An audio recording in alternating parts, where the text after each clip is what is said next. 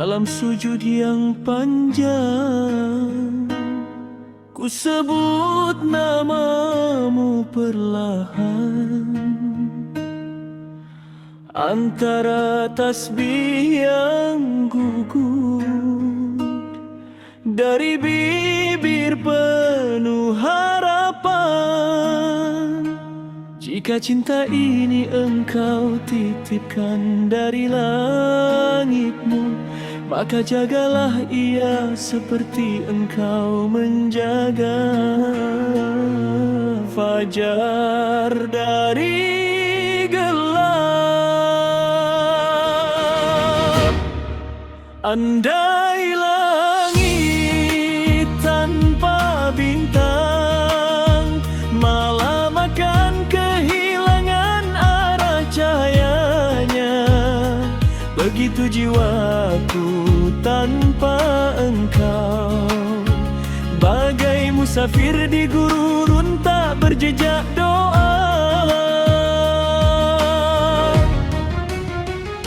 Namamu terukir pada desir angin tajudku, mengalun bersama ayat-ayat yang ku peluk erat.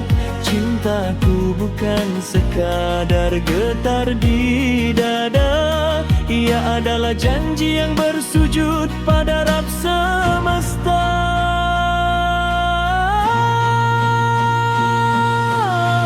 Bila rindu datang seperti hujan, aku menahan memohon teduh padanya, kerana cinta yang tak berakar pada ilahi akan gugur sebelum musimnya tiba.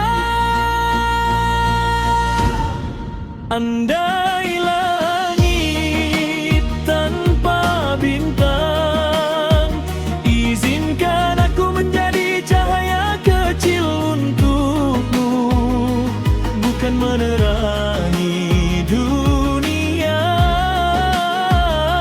cukup menemani langkahmu menuju syurga. Jika takdir menulis namamu di sisiku, akan ku jaga dengan doa dan sabar, kerana cinta dalam redanya lebih indah dari 1000 pelangi di ufuk senja.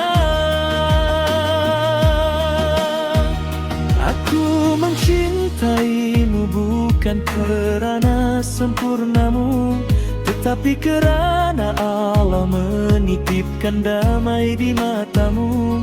Dalam diam aku belajar menahan gelora, agar cinta ini tak melampaui batas syariatnya.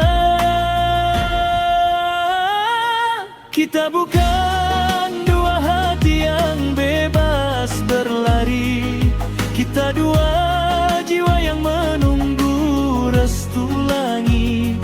Biar perlahan, biar dalam, asal berpaut pada iman yang teguh. Ya Allah, jika dia adalah takdirku, dekatkanlah dengan caramu. Jika dia ujian bagiku, kuatkanlah hatiku. Jangan biarkan cinta ini menjadi hijau, tetapi jadikan ia jalan menujumu. Andai langit tanpa bintang, engkau masih ada sebagai cahaya abadi, maka jika aku tanpanya, cukupkan engkau sebagai penenang hati. Namun bila kau satukan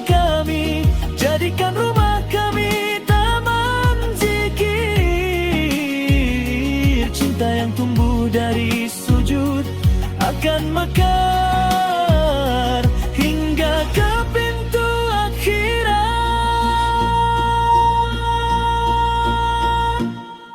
Andai langit tanpa bintang, aku tetap percaya pada cahayamu.